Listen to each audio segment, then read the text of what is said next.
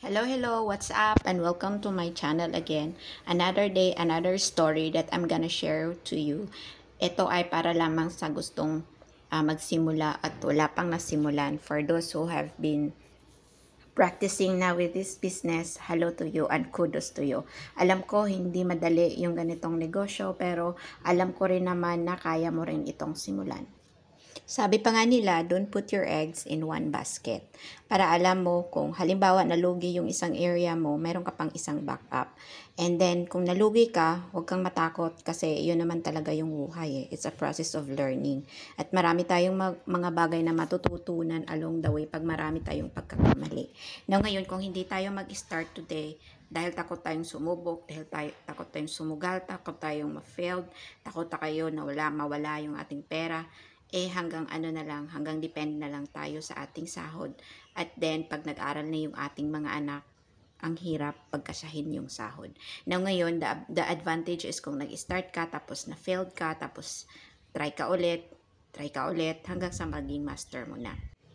As a start, kung halimbawa wala po tayong lupain na minana natin, pwede po tayong mag-rent. So, this area is nag-rent lang po kami. So, bali, 5 years yung agreement naman, tapos 10 years, 10K per year. So far, meron naman talaga siyang net income every 4 months. Meron naman talaga siyang profit.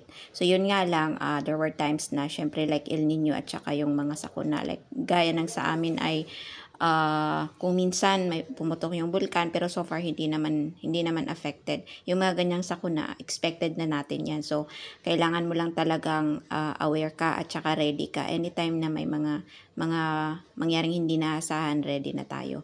So ayun nga, kailangan mo lang talagang subukan yung sarili mo mag-start. Kasi kung halimbawa nag-iipon tayo sa bangko, yung halimbawa 80,000 natin in a year, magkano yung interest na nasa-save natin in a year? At saka isa pa, pag nag-ipon tayo sa bangko, hindi talaga iwasan natin na nahuhugot talaga natin in times na in times na wala tayo, or I mean na kumbaga may mga kailangan ng mga ganun. Pero kung halimbawa start mo siya dito, wala kang choice kasi nandun na yung pera mo. Pero kailangan mo rin na i-set aside talaga yung budget na magkano ba yung ilagak mo dito para panimula mo. Kasi ito yung pera na hindi mo ginamit or hindi mo kailangan muna para dito. So meaning naka-budget na yung monthly mo para hindi ka mahihirapan. Ayun. When it comes to sales naman, when it comes to harvesting season, yung ginawa ko is yung nag-contact ako ng kakilala ko na doon lang din sa amin na nagbi-business ng buy and sell ng palay. Siya yung pinapakuha ko. Tapos yung transaction namin is through GCash lang para mas madali. Para meron din akong record keeping. Kasi kailangan natin yan para malaman natin kung magkano yung expenses natin na dapat i-cut off at magkano yung i-add on natin para mas maging productive pa yung area natin. More on research lang.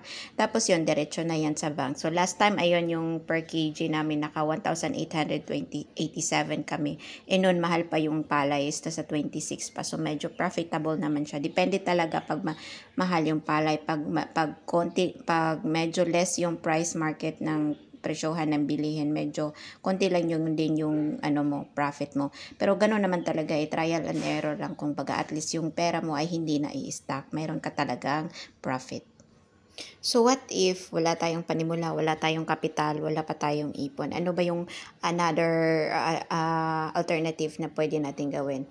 Pwede tayong manghiram, o diba? So start ka muna ng maliit, kahit halimbawa 3 years lang para talaga experience mo at malaman mo talaga yung kalakaran. Kasi lang naman dito, ang mahirap lang naman dito is yung pagsimula. Pag nasimulan mo na yung isang bagay, malalaman mo na yung yung gagawin mo at magiging expert ka na, kumbaga magiging ka na sa mga strategy na gagawin mo. O halimbawa, nanghiram ka, just like my case. Halimbawa, wala akong pera, nanghiram ako sa amo ko, sabihin ko sa kanya, pwede ba ako mahiram ng ganitong pera, o anong gagawin mo?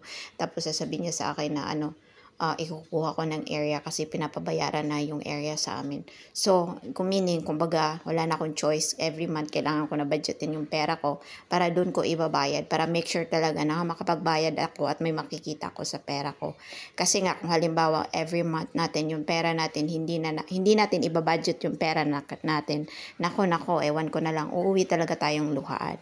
So, ang hirap pa naman umuwi ng Pilipinas kung wala tayong income. Sa mahal pa naman ng bilihin ngayon, ang hirap pagkasyahin pag nakadepend lang tayo sa sahod natin. Imaginein mo, kung mag 600 daily rate ka, tapos may estudyante ka, tapos by the time dalawa na yung college mo, yung pera na monthly income mo, magkano na natira sa'yo? Paano naman yung mga needs nyo, mga ganon? Sa pagtanda nyo, mga ganon, diba? Meron din naman tayong pinaghahandaan.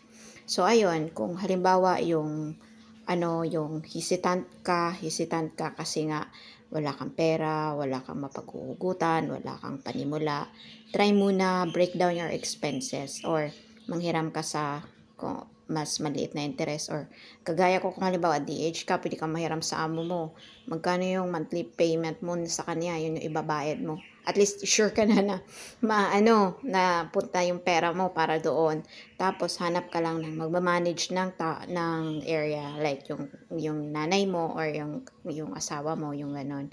Tapos monitor the expenses. Tapos isa pa, kailangan mo rin kung alamin kung paano mo ba mapa-increase yung production, ano ba yung magandang variety, ano ba yung magandang time, paano ba yung proper application ng abono. Ganon lang, yun lang, bye-bye.